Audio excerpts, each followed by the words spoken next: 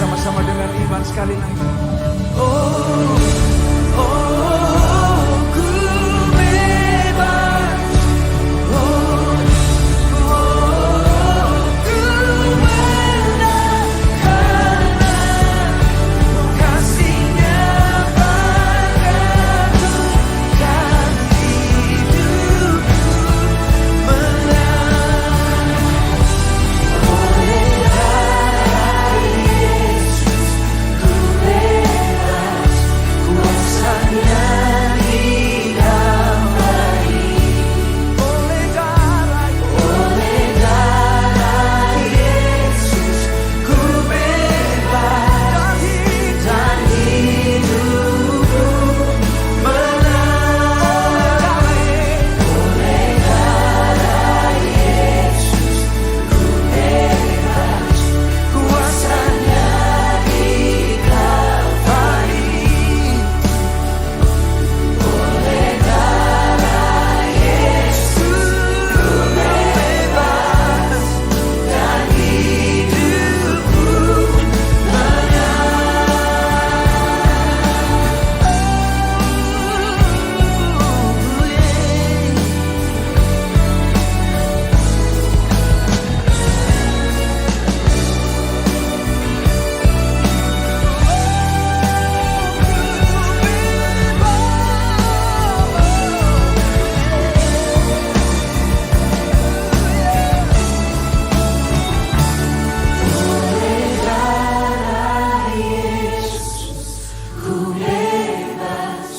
kuasa-Nya di Kalvari.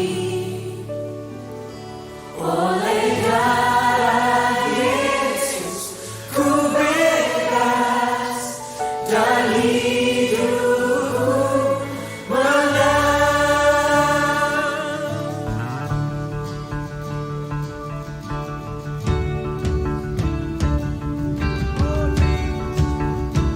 By the blood of Jesus we are set free. There is freedom in His blood. Oh Jesus, thank you Jesus.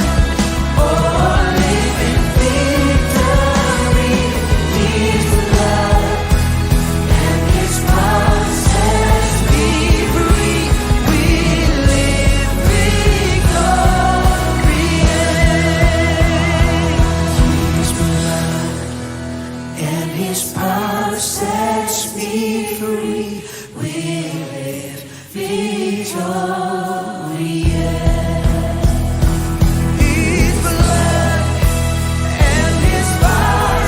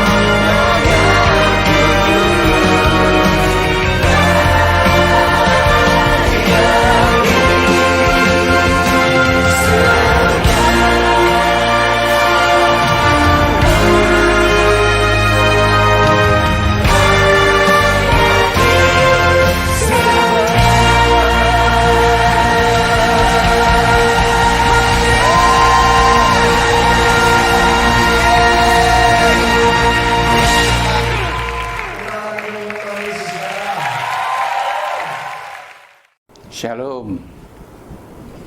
Selamat pagi Bapak Ibu yang dikasih Tuhan, jemaat yang dikasih Tuhan yang ada di Malang maupun yang ada di Lawang. Sama-sama kita dengarkan bagian dari firman-Mu. Mari kita berdoa dulu ya. Segala pujian, segala hormat, kemuliaan hanya bagi Tuhan. Ia datang pada saat tidak disangka banyak orang. Itu tema hari ini Tuhan. Supaya mereka tahu bahwa harus siap-siap sedia dengan baik-baik. Kita tidak bisa santai-santai atau sembrono hidup ini. Karena kami tahu kedatangan Tuhan segera akan datang menjemput umatnya. Dan kami mengucapkan syukur banget sama Bapak. Kalau itu Alkitab menjelaskan tentang kedatangan Tuhan Yesus itu pasti. Dan Tuhan tidak pernah menunda-nunda kedatangan Tuhan. Dan Tuhan pasti genapi janjinya. Dia akan datang menjemput umatnya, itu pasti terjadi. Terima kasih Tuhan, terima kasih Roh Kudus. Di dalam nama Tuhan Yesus. Haleluya. Amin. Shalom. Jemaat yang ada di Malang, jemaat yang ada di Lawang, pada pagi hari ini saya nyampaikan isi hati Tuhan. Tapi saya mengatakan jemaat-jemaat yang dikasih Tuhan, saya lihat kesibukan orang-orang Katolik itu luar biasa. Hari-hari ini mereka itu sungguh-sungguh mempersiapkan diri secara luar biasa. Ada namanya hari Rabu, 40 hari sebelum Tuhan wafat. Itu beliau-beliau orang-orang Katolik itu mempersiapkan diri berpuasa. Untuk hari yang dikatakan hari putih. Kemis putih itu mereka merayakan Kemis putih. Persiapan datang Tuhan wafat, meninggalnya Jumat Agung itu, beliau mengadakan satu acara yang namanya Kemis Putih. Itu mereka mempersiapkan secara luar biasa. Kami secara orang Kristen juga percaya, kami sudah menyiapkan diri dan siapkan hati untuk menyambut kedatangan Tuhan kedua kalinya. Kami dan saya akan sampaikan tentang kematian Tuhan Yesus. Tujuannya untuk kembali Tuhan itu tahu-tahu ujuk-ujuk datang menjemput umatnya pulang ke surga. Orang yang masih hidup di bumi ini, waktu saya lihat film itu ada di gereja ya, mereka menangis. Saya kenapa nangis? Ternyata teman-teman sahabatnya sudah diangkat ke surga, mereka belum. Itu beberapa, satu warga pun kadang-kadang 4 orang, satu kumpul keluarga, papa mama diangkat, anaknya tidak diangkat. Ya, itu menangis luar biasa. Lalu ada yang di ladang, ada yang ada di jalan perjalanan. Mereka menangis karena mereka yang tinggal itu pasti akan susah payah. Tapi yang dikatakan yang sudah diangkat untuk surga, untuk nikmati bersama-sama Bapak di surga, untuk senang-senang. Meskipun Alkitab menegaskan bahwa tidak seorang pun mengetahui kedatangan Tuhan Yesus, khususnya yang kedua kalinya. Namun kita mengucapkan syukur kepada Bapa di surga, karena Alkitab telah mengingatkan untuk memperhatikan tanda-tanda menjelangnya datangnya Anak Manusia. Marilah kita ikut pembawa selanjutnya. Yang pertama, ia datang pada saat segala sesuatunya berjalan sebagaimana biasanya.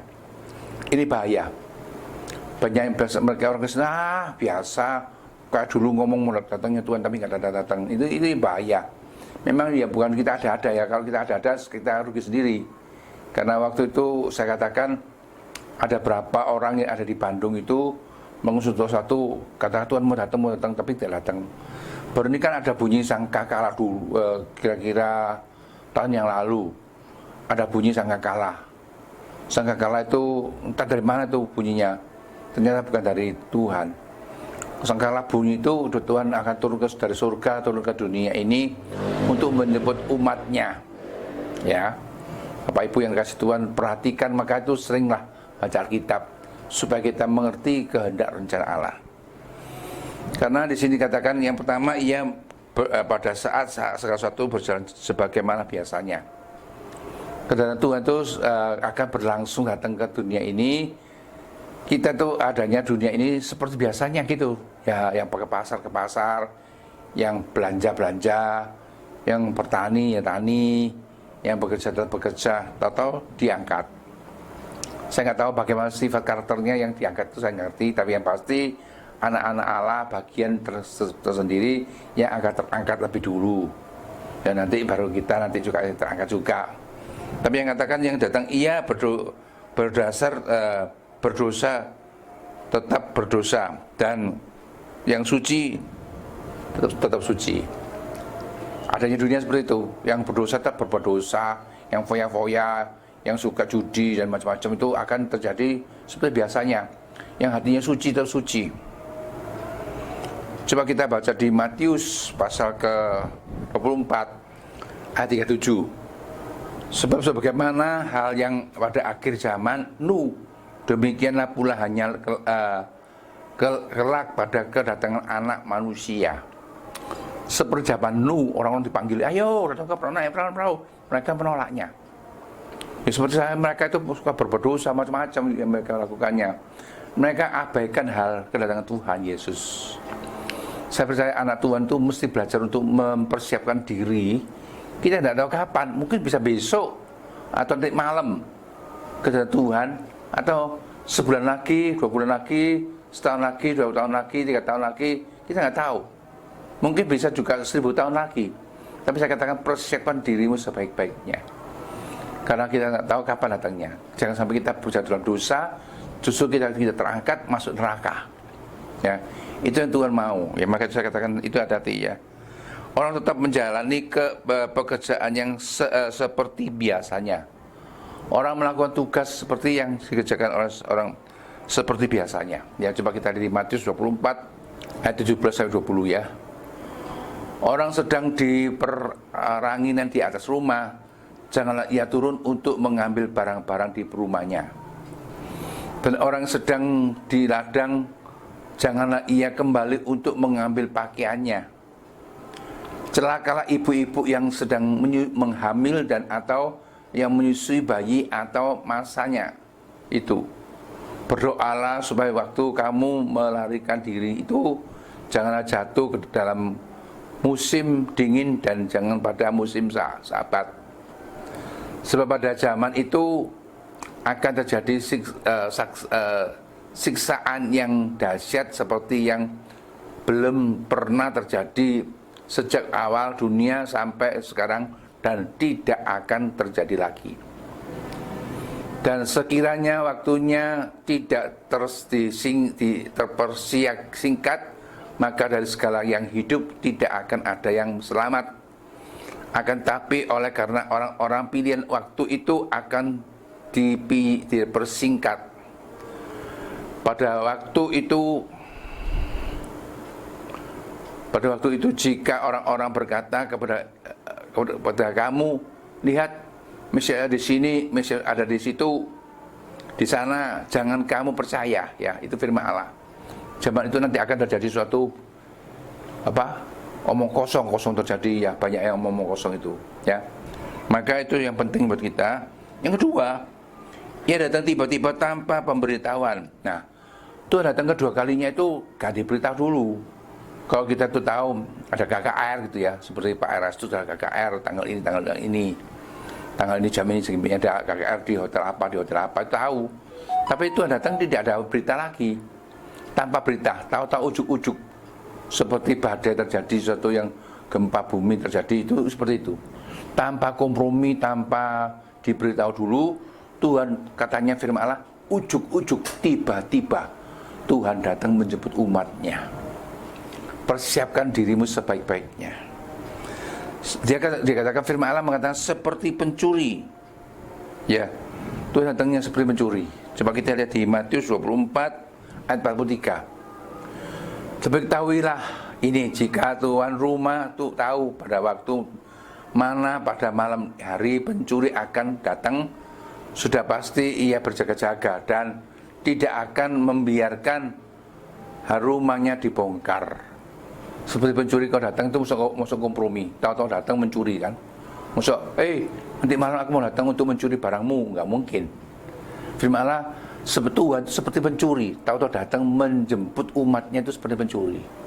Bahkan saya tahu lihat satu film ya, suami istri itu satu ranjang, itu pun sampai istrinya menangis-nangis. Kenapa kamu tinggalkan aku? Ternyata terangkat lebih dulu. Suaminya terangkat lebih dulu, istrinya baru menyusul. Ya, itu firman Allah. Saya lihat film itu mengerikan, betul mengerikan. Maka saya katakan, persiapkan dirimu sebaik-baiknya. Sekarang ini sudah saatnya kita persiapkan diri. Orang dunia tidak tahu kedatangannya. Orang dunia tidak tahu kedatangannya. Kapan Tuhan datang itu tidak tahu. Ya.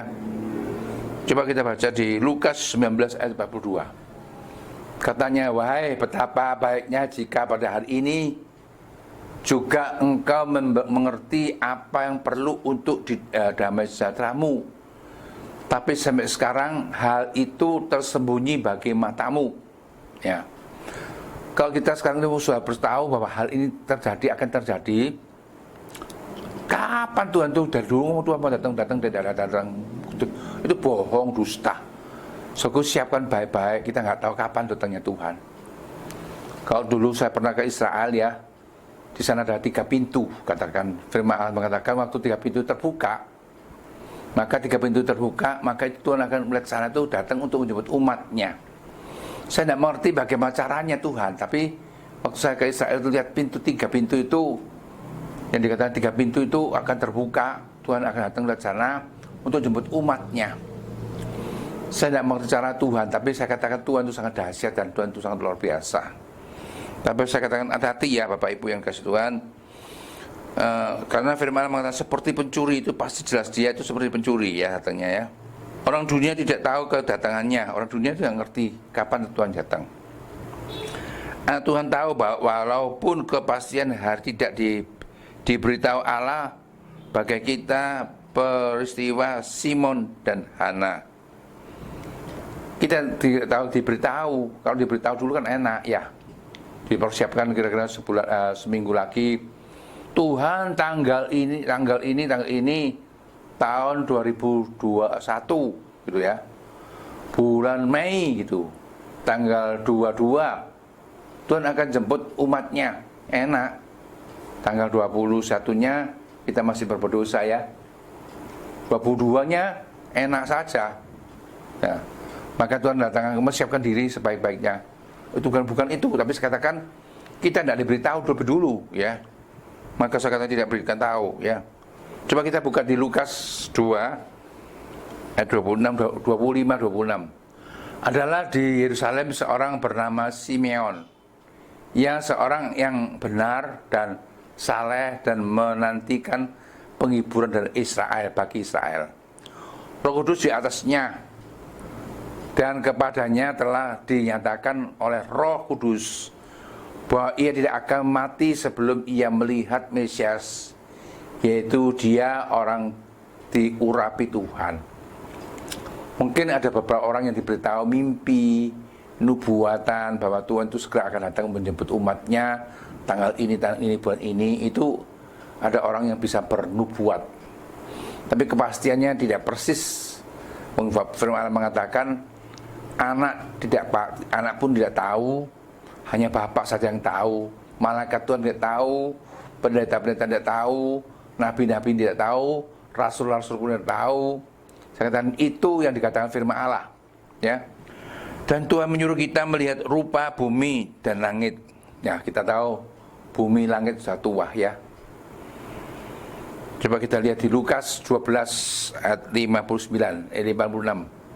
Hai orang-orang munafik, rupa bumi dan langit kamu tahu menilainya. Mengapa kamu tidak dapat menilai zaman ini? Saya mau mengatakan banyak orang ngomong zaman edan. Iya, sekarang banyak zaman dikatakan edan, night club dan macam-macam bentuk. Suami membunuh istri, istri mengkhianati suaminya. Itu terbiasa ada di bumi zaman sekarang ini. Dikatakan zaman sudah edan, jadi edan ya itu seperti itu ya. Semar datang untuk merusak rencana Allah. Saya katakan itu akan terjadi ya. Itu akan terjadi. Itu saudaraku yang dikasih Tuhan itu harus hati-hati kita tuh. Ya.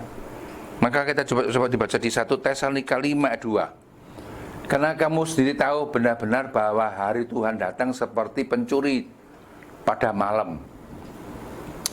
Firman Allah mengatakan Tuhan datang seperti pencuri. Kita tidak tahu pencuri kapan datangnya ke rumah. Tahu-tahu buka atap, tahu-tahu dari belakang dan macam-macam bentuknya yang bagaimana caranya pencuri masuk. Tidak kompromi dengan yang punya rumah itu. Kita pun tidak tahu kapan Tuhan datang itu. Maka persiapkan dirimu sebaik-baiknya untuk mempersiapkan diri untuk kita menjemput kedatangan Tuhan yang kedua kalinya. Yang ketiga, buat kita bukan waktu kapan Yesus datang, tetapi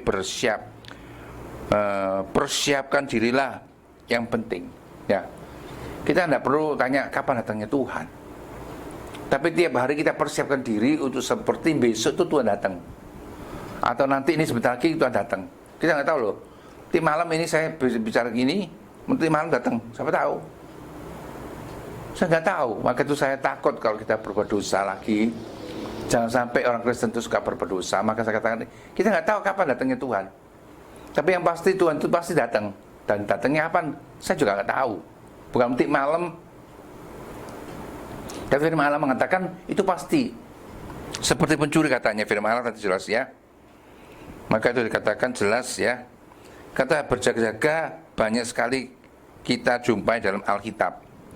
Alkitab mengatakan berjaga-jaga, itu sudah berkali-kali mengungkapkan. Harus kita berjaga-jaga.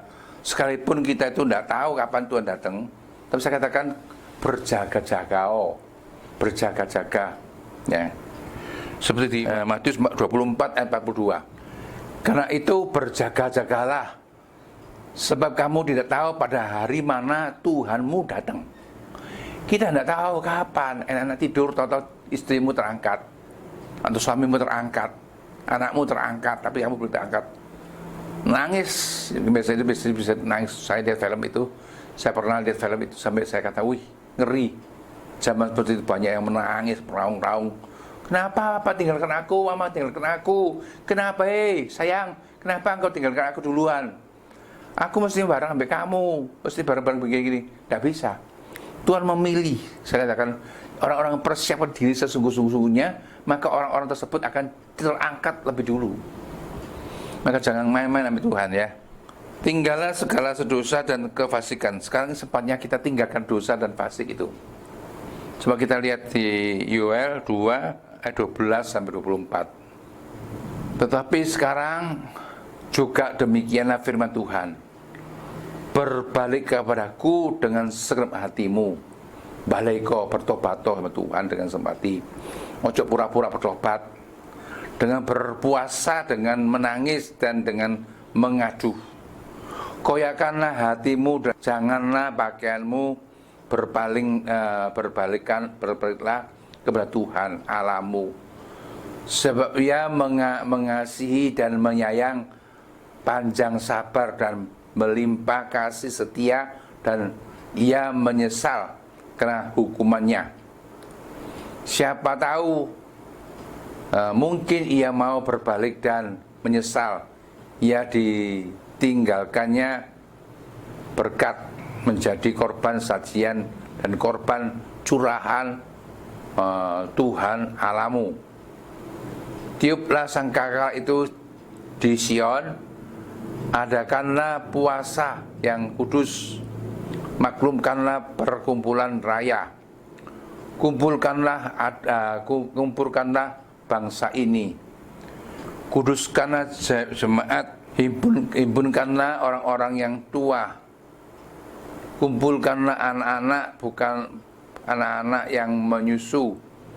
Baiklah pengantin laki-laki keluar dari kamarnya, dan pengantin perempuan dari kamar tidurnya. Baiklah para imam melayani Tuhan, menangis di antara balai depan di mezbah dan berkata, sayangilah aku Tuhan, umatmu, dan janganlah biarkan milikmu ini sendiri menjadi celah. sehingga bangsa-bangsa menyindir kepada mereka. Mengapa orang berkata di antara bangsa, di mana Allah mereka? Tuhan menjadi cemburu karena tanahnya dan ia bebas kasihan kepada umatnya. Tuhan menjawabnya, katanya kepada umatnya, sesungguhnya aku akan mengirim kepadamu gandum, anggur, dan minyak, dan kamu akan kenyang memakannya. Aku tidak akan menyerahkan kamu lagi mencela di dalam antara bangsa-bangsa, dan datang dari utara dan akan kujauhkan daripadamu, dan akan kuusir ke suatu negeri kering dan tandus. Kiranya makanannya ke laut timur, dan barisan belalangnya ke laut utara. Maka bau busuknya dan bau anyirnya akan naik, sebab ia telah melakukan perkara yang besar. Jangan takut, hai tanah, sorak-soralah dan bersukacitalah, sebab juga Tuhan telah melakukan perkara yang besar. Jangan takut, hai binatang-binatang di padang, sebab tanah gembalaan di padang gurun menghijau, pohon menghasilkan buahnya, pohon daara dan pohon anggur memberikan kekayaannya. Hai Bani Sion, bersorak-soraklah dan bersukacitalah karena Tuhan Allahmu, sebab telah diberikannya kepadamu hujan dan pada awal musim yang adilnya, dan diturunkannya kepadamu hujan-hujan yang awal dan hujan pada akhir musim, seperti dahulu. Tempat-tempat pengirikan menjadi penuh dengan gandum, dan tempat pemerasan kelimpahan anggur dan minyak. Ini dikatakan, maka itu cepat-cepat kita tinggalkan dosa kita, dan kefasikan kita, kepura-puraan, kepalsuan, kita harus tinggalkan. Sekarang ini juga, maka saudaraku yang kasih Tuhan, jemaat yang aku kasihi, yang ada di Malang maupun di Lawang, pelayan-pelayan Tuhan, hamba-hamba Tuhan, jangan anggap kita tidak terjadi apa-apa. Mungkin saudaraku tidak kena corona, tapi kalau Tuhan datang menjemput kita dan kita tertinggal, itu saudaraku akan menyesal kemudian hari, percuma. Menangis, meraung-raung, tidak ada artinya lagi. Saya katakan itu penting, maka sekarang hari ini, sekalipun kita belum bisa ibadah online, tidak bisa ibadah bertemu kadang muka, tidak apa, kita bersungguh-sungguh dengan Tuhan. Seperti hari ini kesempatan kita terus belajar Alkitab, mengenal Tuhan secara pribadi dengan firman Allah yang ada, sehingga kita betul-betul mengalami satu pemulihan dari Tuhan, ya. Bapak Ibu yang kasih Tuhan, 3 hal ini saya akan sampaikan. Yang pertama, ia datang pada saat sesuatu berjalan sebagaimana biasanya. Kedatangan Tuhan itu kita jalan seperti biasa-biasanya gitu. Ia dan tiba-tiba tanpa pemberitahuan. Tuhan datang itu tidak ada pemberitahu dulu. Ujuk-ujuk tiba-tiba Tuhan datang. Tidak ada seperti KKR itu ada tanggal ini, tanggal jam ini ada datangnya Tuhan. Tidak ada lagi, ya. Tidak ada lagi diberitahu, ya. Ketika buatlah kita bukan waktu Yesus datang, tetapi persiapkan dirinya. Yang penting itu kita berjaga-jaga. Juga banyak sekali kita jumpai dalam Alkitab, ya. Tinggalkan segala dosa dan kefasikanmu, wis ojo pura-pura, ojo menjadi hal-hal yang munafik. Itu tinggalkan semuanya, karena Tuhan tahu apa yang dilakukan oleh kita tuh tidak lagi berkenan di hadapan Allah. Mari kita sama-sama untuk mempersiapkan diri sebaik-baiknya. Kita sama-sama berdoa, ya. Tuhan, terima kasih. Hamba sudah selesai menyampaikan firman Allah, supaya kami mengerti kehendak dan rencana-Mu, supaya jemaat agung ini kami betul-betul mempersiapkan diri sebaik-baiknya untuk menantikan kedatangan Tuhan kedua kalinya. Tuhan, terima kasih, kasih setia dan kebaikan-Mu nyatakan atas hidup kami. Kami bersyukur banget sama Bapak. Ada 3 hal yang kami perhatikan. Yang pertama, Ia datang pada saat segala sesuatu berjalan sebagaimana biasanya. Ia datang tiba-tiba tanpa pemberitahu.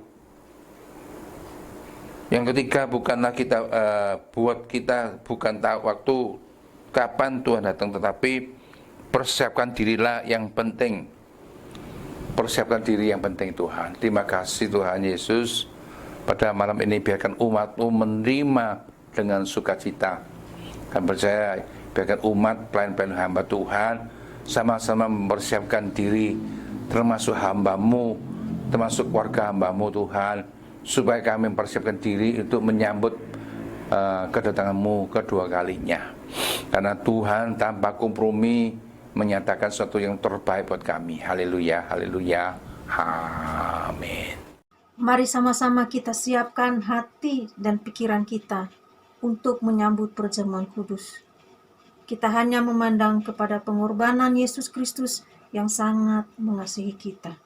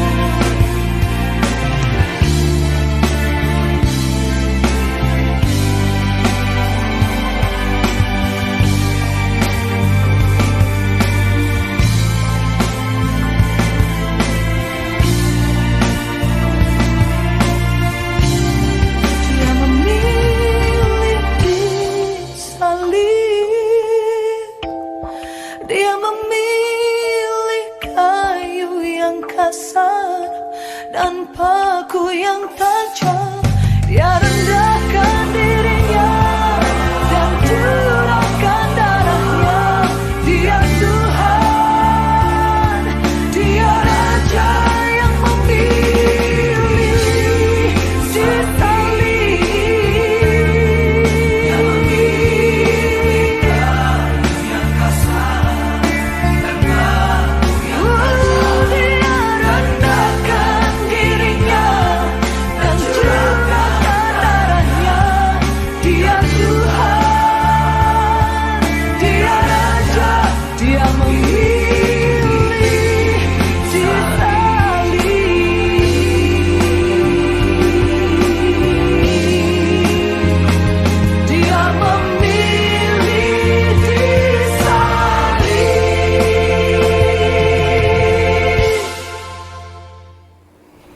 Shalom. Kami sudah menyelesaikan ibadah online ini yang sangat singkat ini. Mari saatnya kita akan menyambut perjamuan kudus. Sama-sama kita mengangkat roti tinggi-tinggi untuk nyatakan kasih dan kuasa Tuhan yang luar biasa. Firman Allah mengatakan jelas ya, di sini firman Allah mengatakan jelas. Firman Allah mengatakan, sebab apa yang telah aku teruskan kepadamu telah aku terima dari Tuhan, yaitu bahwa Tuhan Yesus pada malam waktu ia diserahkan mengambil roti, dan sesudah itu ia mengucapkan syukur atasnya, ia memecah-mecahkannya dan berkata, inilah tubuhku yang diserahkan bagi kamu, perbuatlah ini menjadi peringatan akan aku. Ya, firman Allah mengatakan roti yang kita angkat tinggi-tinggi, persekutuan kita dengan tubuh Kristus. Mari kita sama-sama mengangkat roti dan kita makan roti ini dengan mengucapkan syukur atas persekutuan kita dengan tubuh Kristus yang kau telah dihancurkan oleh kita semua karena perbuatan dosa-dosa kita. Haleluya. Amin. Mari kita sama-sama mengetahuan cawan adalah darah Yesus ya, untuk menyucikan kita. Darah Yesus telah ditumpahkan di kayu salib. Demikian juga ia mengambil cawan sesudah makan lalu berkata, cawan ini adalah perjanjian baru yang dimeteraikan oleh darahku. Perbuatlah ini setiap kali kamu minumnya menjadi peringatan akan aku. Cawan yang kita ketinggi-tinggi adalah persekutuan kita dengan darah Yesus untuk menyembuhkan sakit penyakit kami, yang mengampun dosa-dosa kami dari segala dosa-dosa yang kita lakukannya, dan telah mengampuni kami. Mari kita sama-sama minumnya di dalam nama Tuhan Yesus. Minum cawan ini. Haleluya. Amin.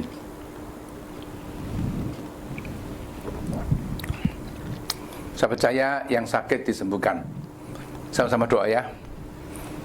Terima kasih Bapakku yang baik, kami sudah selesaikan ibadah perjamuan kudus ini. Percaya Tuhan, yang sakit pasti kau sembuhkan, yang kekurangan pasti diberkati.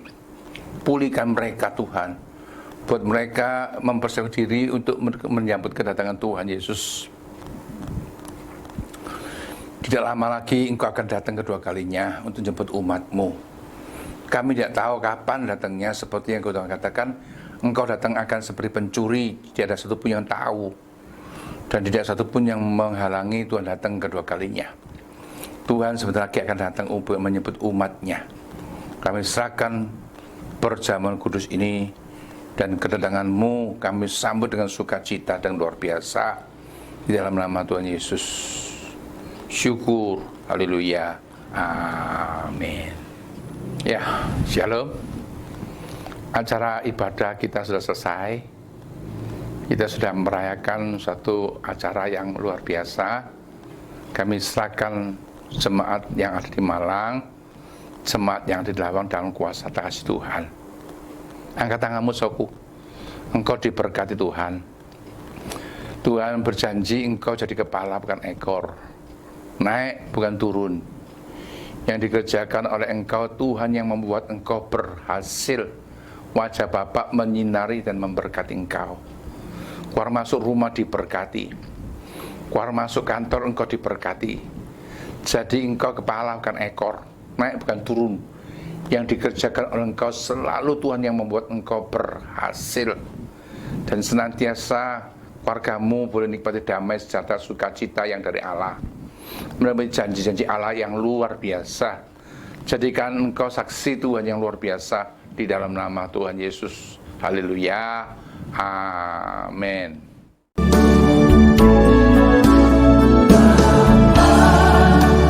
Di dalam